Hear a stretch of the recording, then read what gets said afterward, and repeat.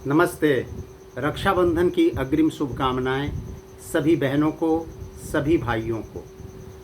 आज चर्चा का विषय हम लोगों के बीच है कि क्रिमिनल रिवीजन कैसे फाइल की जाती है। क्रिमिनल रिवीजन की व्यवस्था पुराने सीआरपीसी में, जिसे रिपील किया जा चुका है, उसमें भी दी गई थी।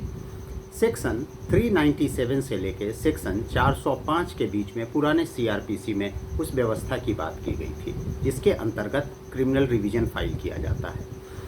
सीआरपीसी के रिपील हो जाने और बीएनएसएस 2023 के 1 जुलाई 2024 से प्रभावी हो जाने के बाद अब जो भी क्रिमिनल रिवीजन फाइल किए जा रहे हैं वो सारे के सारे क्रिमिनल रिवीजन सेक्शन 438 में फाइल किए जा रहे हैं। बीएनएसएस के 438 से लेके 445 के बीच में क्रिमिनल रिवीजन की चर्चा की गई है।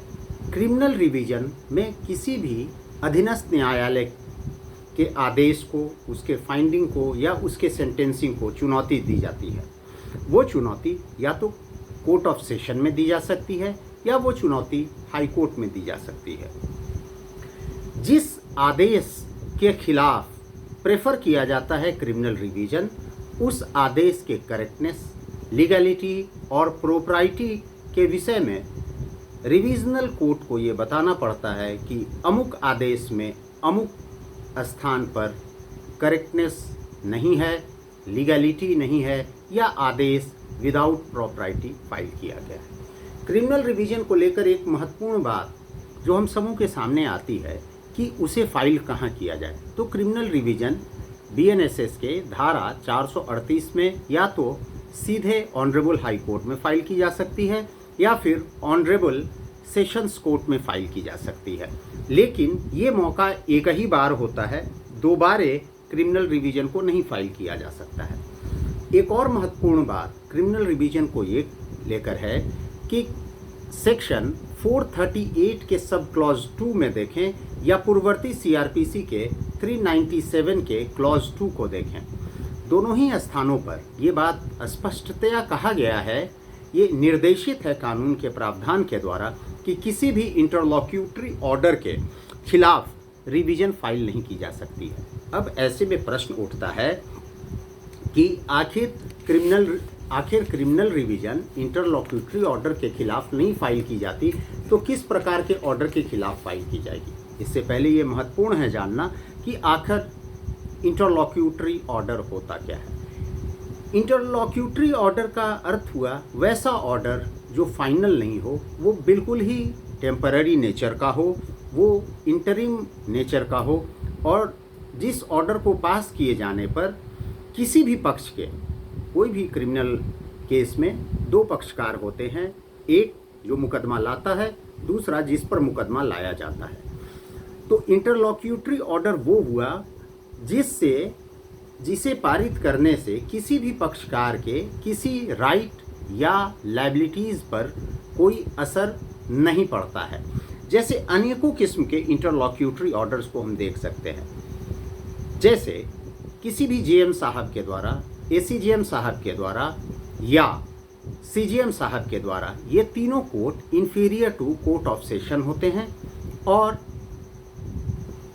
ऑनरेबल हाई कोर्ट के ये अधीनस्थ होते हैं।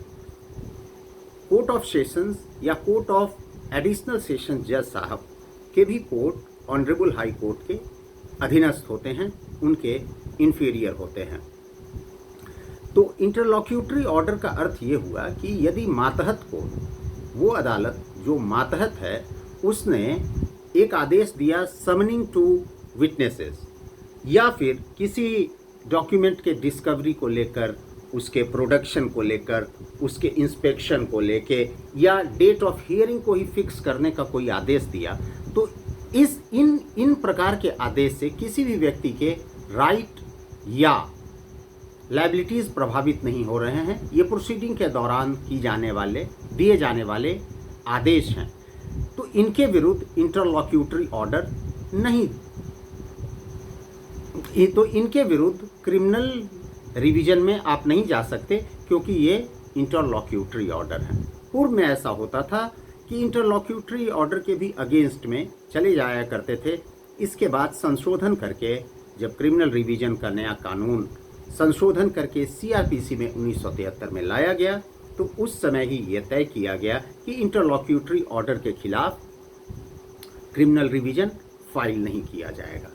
एक और महत्वपूर्ण बात, यदि क्रिमिनल रिवीजन एक बार फाइल सेशंस कोर्ट में आपने कर दिया, तो फिर आप हाई कोर्ट में दोबारा क्रिमिनल रिवीजन फाइल नहीं कर सकते हैं। ये एक बहुत ही महत्वपूर्ण बात है इसे लेकर। दूसरा, यदि आपने कोर्ट ऑफ सेशंस में फाइल कर दी है रिवीजन, तो फिर आप रिवीजन दोबारा ऑनरेबल हाई कोर्ट में नहीं फाइल कर सकते। हालांकि ऑनरेबल हाई कोर्ट में इनहेरेंट पावर है, आप रिवीजन के आदेश, यदि आपका revision allow court of session से हो जाता है तब तो कोई आवश्यकता नहीं है, लेकिन आपका रिवीजन अगर अलाउ कोर्ट ऑफ सेशन से नहीं होता है तो आप ऑनरेबल हाई कोर्ट के इनहेरेंट पावर को इन्वोक कर सकते हैं। ऐसा भी प्रावधान दिया गया है। तो ये रही बातें क्रिमिनल रिवीजन को लेकर। अगले मुलाकात में किसी अन्य विषय पर आपसे चर्चा होगी। तब तक के लिए धन्यवाद, नमस्कार। प्रार्थना होगी कि कमेंट करना, शेयर करना बिल्कुल नहीं भूलेंगे, इससे हौसला बढ़ेगा। धन्यवाद।